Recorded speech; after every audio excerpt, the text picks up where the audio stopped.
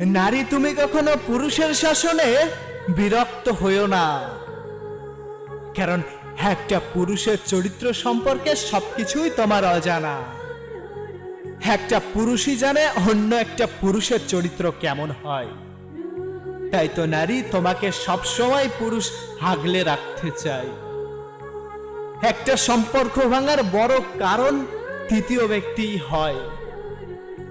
জীবনটাকে এমন ভাবে এলোমেলো করে দিবে, সেটা হয়তো তোমারও জানা নাই। পুরুষকে কাঁদানোর মতো কোনো দুঃখই এই পৃথিবীতে নাই, কিন্তু একটা পুরুষ একটা নারীর কাছে সব সময় দুর্বলতা প্রকাশ করে যায়। যদি তুমি মনে করো ওই পুরুষ তোমার কাছে দুর্বল বলে মনে হয়, তাহলে মনে রেখো সে শুধু তোমার কাছেই দুর্বলতা প্রকাশ করে যায়।